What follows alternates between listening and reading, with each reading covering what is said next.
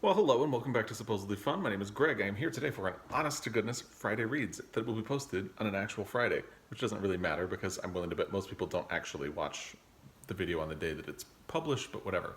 So I'm actually recording this on a Thursday, get it posted on a Friday, and I wanted to do it this way because the National Book Awards for Fiction are going to be announced, and I'm hoping I will be able to do a reaction video to those, which would take the place of my usual Saturday, Friday reads.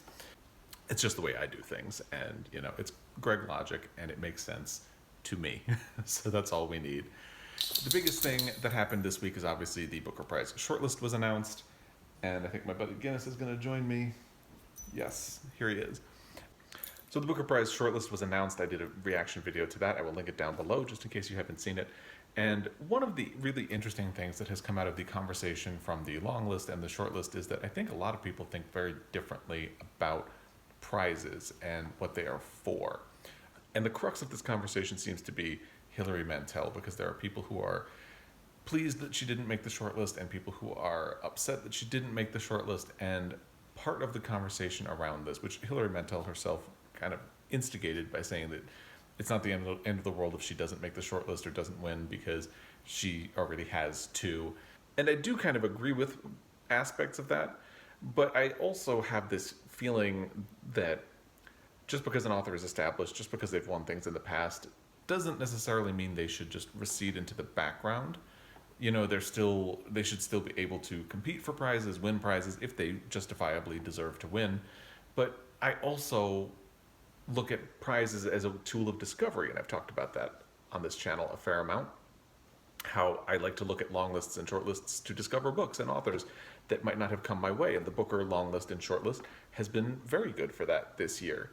And ideally, I guess in my world, there would be a mix of established authors who published something really great in that year and lesser known authors who also published something really great that year.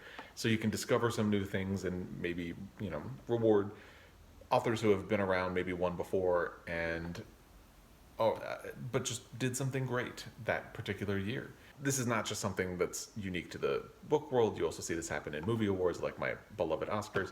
There are people who are nominated a lot and have won once or twice. And once you win, it's really difficult to win another one. So it does have that same sense of like, well, we've already rewarded this person. And I always struggle with that too, because it's like, if you've already won an Oscar, it doesn't matter. If you did the best performance of the year, you should win. And I feel like that applies to books as well. So, and it's difficult to talk about in this case because I haven't read The Mirror and the Light yet, but based on what I've read from the previous books in this series, and what I've heard about this book, it seems like a lot of the consensus is that it probably is one of the best books of the year. So why not put it on the shortlist? And I don't know. I'm not trying to litigate it either way, but I do think there's an interesting conversation here.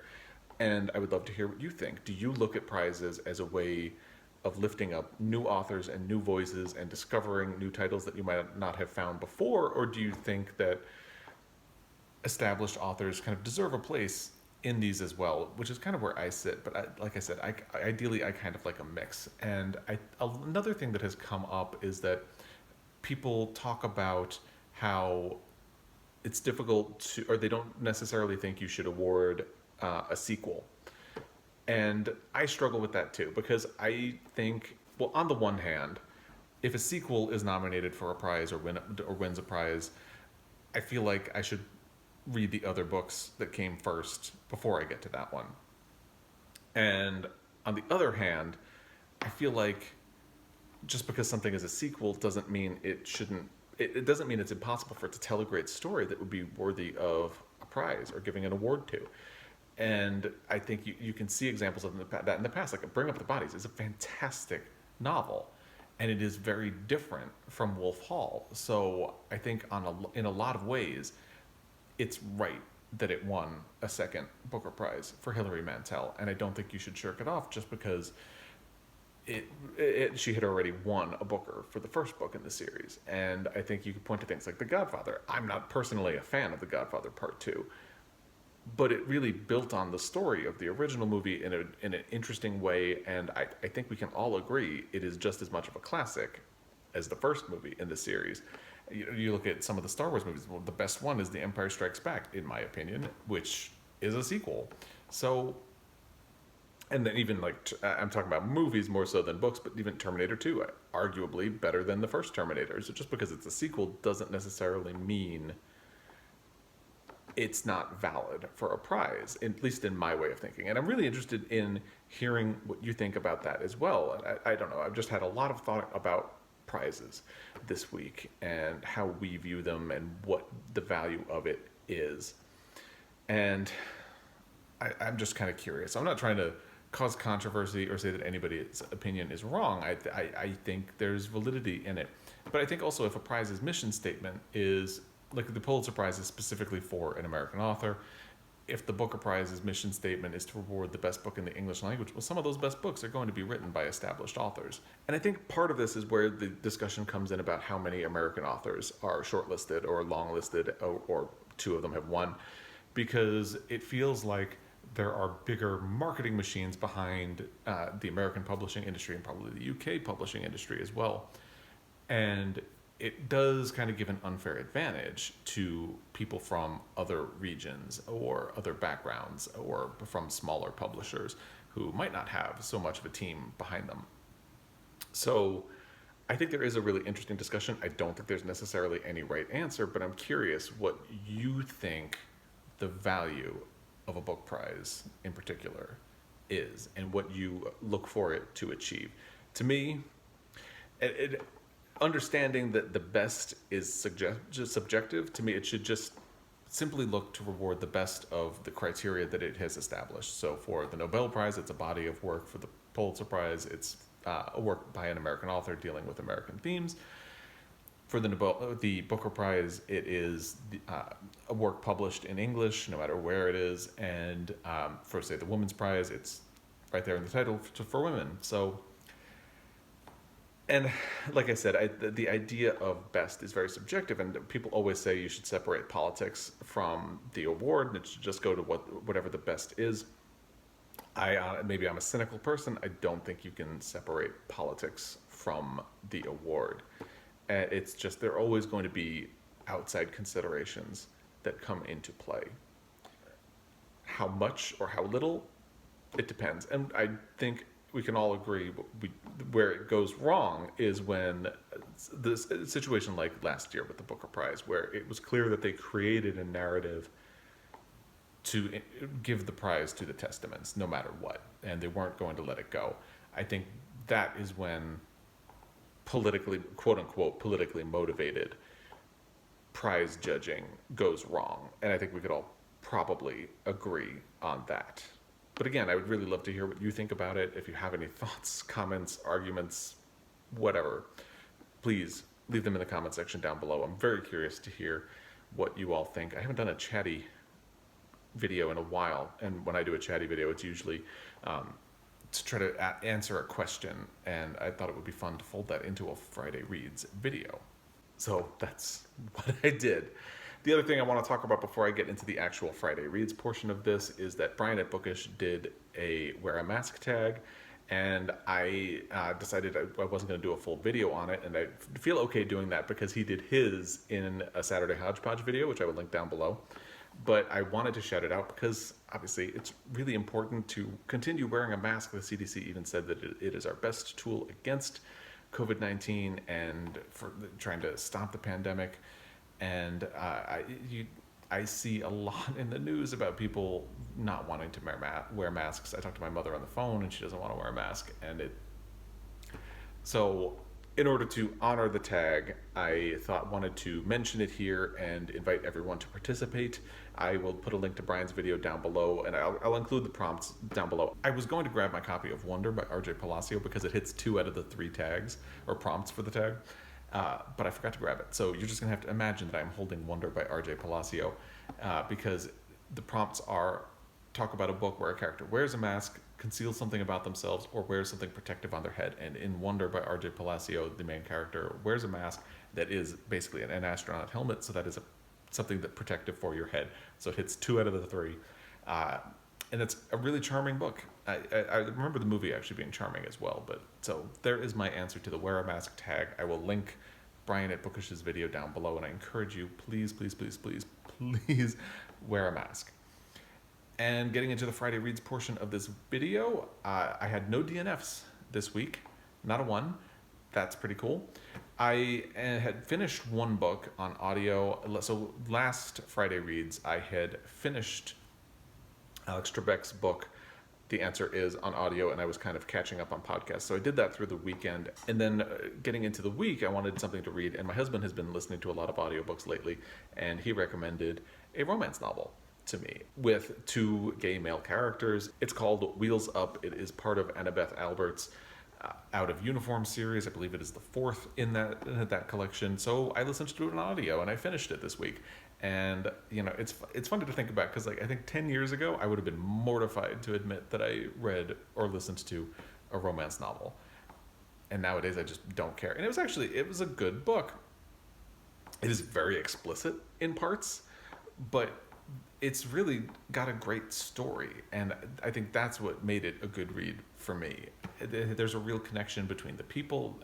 They make sure, so it's about two men who are Navy SEALs, and they meet on an app where it's supposed to be like a military gay hookup site. So they meet on that and they chat, and then they meet in person, but then it turns out that one of them is assigned to the unit of the other. So obviously chaos ensues, lots of complications, and what I like about it is that there's a real story. And I think part of my prejudice against romance novels is that they're kind of silly, they're fluff, they follow the same pattern, and this does follow the same basic trajectory of your standard romance novel. But there's a real connection between the people. They're really grappling with heavy issues. One of them has a sister who has a heart condition, and the other one has a father who has kind of put a burden of expectation on him to have a family. They're dealing with being gay in the workplace, especially being gay in the military, and their budding romance has a lot of complications. One, because they work for each other, they work together, and one of them works for the other, but because they work together in the military, where if it was found out that a commanding officer was having a relationship with someone who, in his unit, there could be court martials. So it's actually got a lot of deeper things going on, and I enjoyed it, and I'm not ashamed to say it. It was a good book. And I debated with myself about whether or not I can count that as a romance novel for my Read Outside Your Comfort Zone challenge, but I have dabbled in romance novels featuring gay male characters in the past, so I feel like it's not super outside my comfort zone, so I am not going to count it, and I'm going to continue working. I have a hold on one of the recommendations that Kazan from Always Doing gave me, so I'm going to wait for that one and count that as something that to meet my Read Outside Your Comfort Zone challenge. But I finished Wheels Up, Out of Uniform number 4, I believe, by Annabeth Albert. In terms of what I'm currently reading, I started another audiobook after I finished Wheels Up, and that is The Night Watchman by Louise Erdrich, and I am a little under halfway through, and I'm liking it so far. And what's interesting is Louise Erdrich reads the audiobook, and I think if I weren't listening to the audiobook, I probably would have gotten a little bit bored in the beginning, because the first quarter of the book is a lot of character introduction and not necessarily getting to the point or the plot of the book. So I probably would have started to wonder, like, what does any of this mean at a certain point? But because Louise Erdrich is reading it, and she does a really good job, I'm really drawn into the storytelling aspect of it. And this is one of those cases where I think listening to the audiobook is possibly making me like it more than I would if I was reading the physical book itself. And going back to a conversation from a previous Friday Reads, it just, to me, really sells the value of an audiobook, because sometimes hearing something out loud is a really great experience, and this is so far that. There's a lot of time for the book to go downhill. I have been a little bit all over the place with Louise Erdrich in the past. I absolutely love Plague of Doves. If you haven't read Plague of Doves, please do yourself a favor and check it out. I thought The Roundhouse was okay, and then I did not like La Rose all that much, and now this is the 4th book I am going to be reading by her, and we'll see where it ends up. But so I started that book. I'm, like I said, I think maybe 35% of the way through the book, and we'll see where that goes. I am also currently still reading Transcendent Kingdom, which I meant to have to hold up here, but my phone is propped up on it right now, so you're going to have to imagine Transcendent Kingdom here without the dust jacket, because I don't use the dust jacket when I'm reading a hardcover book. And we have roughly 66 pages left in the book. I am doing this as a buddy read with Erica from The Broken Spine. I will link her channel down below. And I had a little bit of a wobble in the second quarter of the book, and it really started to come back. And so I really liked the beginning, a bit of a wobble, and then it really started to come back big time. So it's going to be interesting to see what the finish is like. And I sent my thoughts to Erica just this morning on the third portion of the book. I'm looking forward to finishing this soon, and I can't wait to have full thoughts for you when I'm done, because I think there is a lot to talk about with that book. I am hoping that it becomes one of my favorite reads of the year. A lot will depend on the ending, but we shall see. And that's Transcendent Kingdom by Gyasi. I am also currently reading Love in the Time of Cholera. This is a buddy read with Courtney Farrader. I will link her channel down below. And I kind of lost the plot a little bit in the second chapter of Love in the Time of Cholera, and she felt the same way, so I feel comfortable saying that. It continues to confound my expectations for what the book is, because all I really knew about the book was that people would constantly tell me, oh, it's such a good love story. Oh, it's a great love story. Or you'd see lists of the best love stories, and Love in the Time of Cholera would be there. And then I knew that it was a story of unrequited love between Florentino and Fermina. I didn't know their names, but just the protagonists. And she married somebody else, and his passion for her continued. So that's all I had known about it. So it continues to confound my expectations. So the first chapter of the book did so by introducing us to the man that Fermina ultimately marries, instead of introducing the central love story. It introduces you to the part of the romantic triangle that traditionally would be, the one that's a little thrown in, not quite developed, just kind of there to be a complication to the plot. But it really builds that portion up instead. And then the second chapter, which talks about Florentino and Fermina's romance, it is not what I was expecting. They actually don't have much personal interaction at all. Most of the romance unfolds through letters that they pass to each other. They are separated for a time, and they don't actually know anything about each other. So it felt really bizarre. And then when Courtney checked in and she was having the same problem, I admit I cheated a little bit and peeked at the Wikipedia page. I avoided spoilers with the plot description, but I wanted to kind of see, okay, what is going on here? And that's when I saw, because I was thinking to myself, like, this Florentino is just over the top in love with Fermina, and it's not. This doesn't seem like a romance to me. It seems like madness.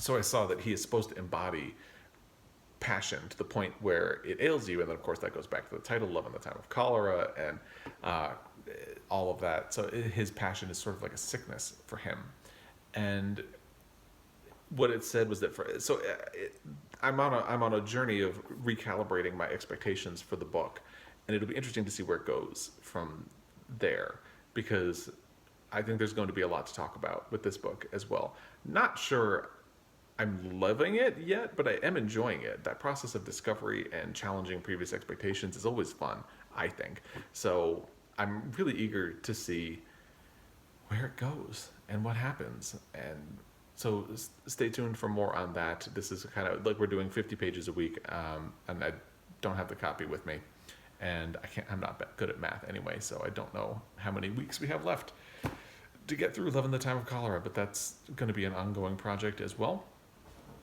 And then in terms of books that are or reads that are coming up, I don't really have any plans right now. I'm trying to keep things a little bit loose. I had dropped out of the final round of the Book 2 Prize, where I was going to be doing nonfiction, because I took August off waiting for some of the books to be available, and then I was having a bit of stress trying to get into some of them, and then not all of them were available and they're going to be available until the end of the month. Well, it turns out none of the books that were supposed to be available about now are available, and they're still about a week out, so I'm feeling a little bit relieved that I had backed out, because otherwise I'd be under a lot of stress to try to get that finished. And I'm enjoying the books that I'm reading enough that I'm not thinking too much about what is going to be next or where I'm going to go from here, which is kind of a nice feeling. You know, low stress, no expectation. I am going to be doing a buddy read of Shuggy Bane in October, and we don't have timing for that yet. We're going to check in and figure that out, and I'm looking forward to that. But in terms of like the next 2 weeks or so, I'm trying to keep it a little bit loose and fun and free, because I will be done with Transcendent Kingdom probably by this time next week, and probably with the Night Watchman as well. But I'm going to keep things a little bit loose and open, and I'm enjoying that. That seems fun. So no idea what's coming up, and that feels pretty good. But that's everything that I have finished, continued reading, and not much of anything about what I will be reading because I don't even know yet. But I'd love to hear what you've had going on this past week, what you finished, what you've loved, what you've hated, anything like that. Please leave it in the comments down below. And I think that sums up this Friday Reads video. And I hope you're doing well wherever you are. There is a lot of smoke in Montana where I am. I can't complain because it's nothing like what they have in Portland or California right now, but we are staying inside right now. And just to say that wherever you are, I hope you're staying safe. Hope you're wearing a mask. Hope you are avoiding the smoke or the hurricane. Hope you have power. And I hope you're doing well. What a crazy year, right? What a crazy year. But anyway, all we can do is get through it. And as always, I really appreciate your time, and I will be back. Until next time, happy reading.